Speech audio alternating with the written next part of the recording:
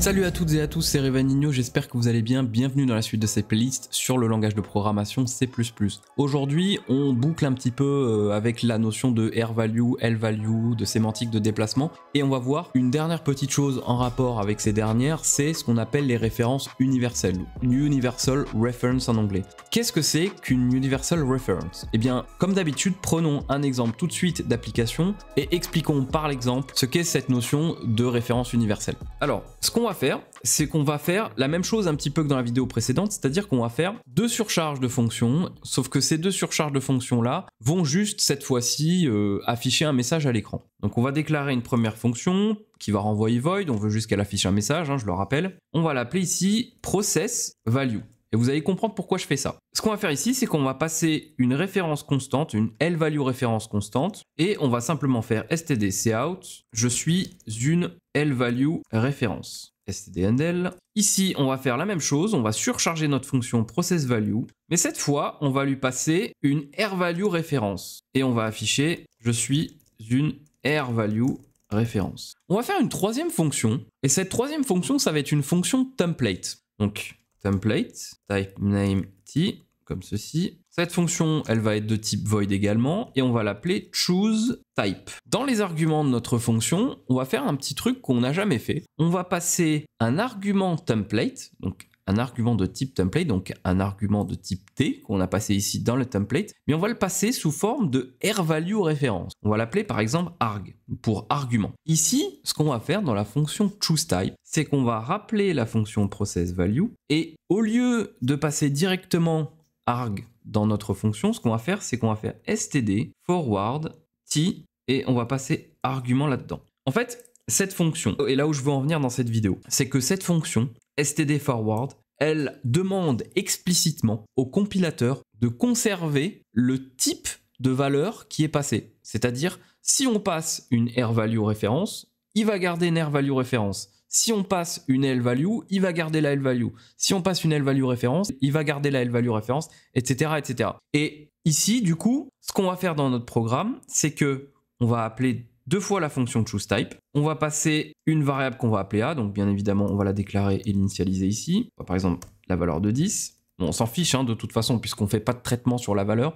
On veut juste voir dans quelle fonction on passe. Et là, on va appeler de nouveau choose_type. Et cette fois-ci, on va passer une R-value. Donc on va passer par exemple 50. Comme je vous ai dit, la valeur n'a pas d'importance. Ce qu'on veut voir, c'est dans quelle fonction on passe. Alors évidemment ici, j'ai oublié le double de points, parce que c'est un espace de nom. Maintenant, on va faire F5 et on va voir ce qui se passe. Ah, effectivement, dans le premier appel, on a bien je suis une L-value référence qui s'affiche, étant donné qu'on passe A, et A c'est une L-value, donc lui, la meilleure option qu'il va choisir, c'est évidemment de prendre cette surcharge-là de la fonction process_value, donc en prenant en compte un const int référence, puisqu'on passe une L-value dans notre fonction. En revanche, ici, au niveau du deuxième appel de choose_type, où on passe une R-value, eh bien, cette fonction std forward, elle va faire en sorte qu'on garde véritablement le type de valeur qu'on passe. Et étant donné qu'on est sur une R-value, il va estimer que c'est mieux de partir sur cette surcharge-là de la fonction process_value qui prend une R-value référence puisqu'on passe une R-value.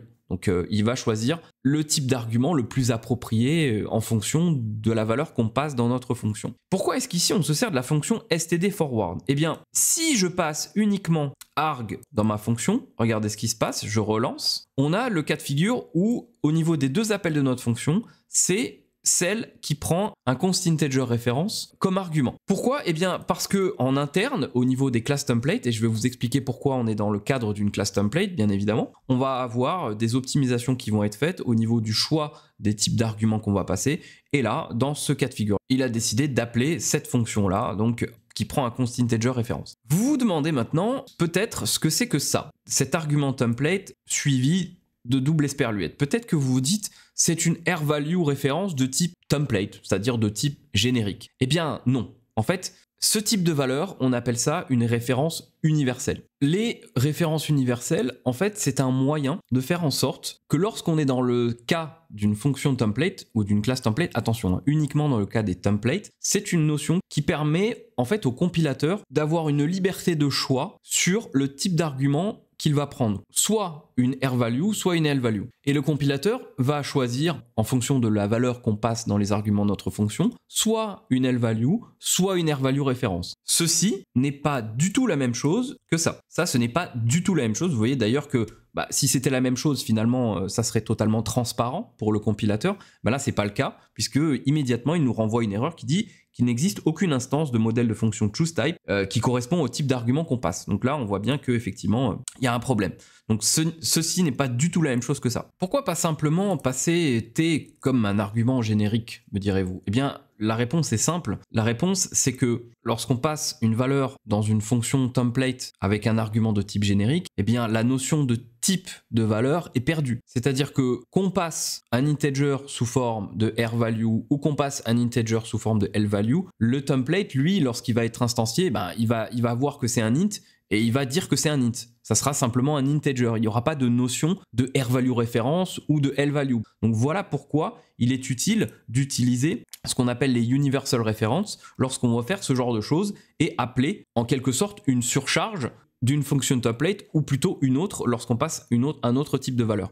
Par exemple ici, je le répète, on a appelé la fonction choose-type avec une L-value et ici on l'a appelé avec une R-value. Ce qui fait que lorsqu'on se sert de la fonction forward, là on ne s'en sert pas. Donc la déduction du type d'argument va être faite de manière un petit peu plus barbare, j'ai envie de dire, et du coup ça va être fait en interne et on va pas forcément avoir une conservation du véritable type de la valeur qui est passée. En revanche, si on utilise la fonction forward, on a vu que le type est conservé et donc du coup la fonction a bien conscience lorsqu'elle va transférer le type d'argument à la fonction processValue, eh bien, elle va bien faire la distinction entre passer un argument de type R-value référence ou un argument de type L-value. Et ensuite, bien évidemment, la fonction processValue adéquate va être appelée en fonction de la valeur qu'on a passée dans la fonction choose-type. Donc, cette notion, c'est ce qu'on appelle les universal references. On peut aussi les appeler les forward references. En référence, eh bien, à ceci, cette fonction forward, qui est ce qu'on appelle un perfect forwarding, un forwarding parfait. En général, les deux vont ensemble. Lorsqu'on utilise des universal references dans les fonctions template, on utilise également la fonction std_forward, qui est une fonctionnalité qui permet, comme on l'a vu, de vraiment faire en sorte que le compilateur, lorsqu'il instancie notre fonction template, eh bien, il vérifie bien que lorsqu'il passe notre argument à la fonction suivante, le type de valeur de cet argument-là est bien conservé, ce qui fait qu'on appelle une fonction ou l'autre de manière précise. Voilà, si vous avez des questions, n'hésitez pas à les poser dans les commentaires. Mettez un petit pouce bleu, ça me fait vraiment énormément plaisir. Et n'hésitez pas à vous abonner si ce n'est pas encore fait. Moi, je vous dis à bientôt dans la prochaine vidéo de cette playlist sur le langage de programmation C++, évidemment. Allez, ciao ciao.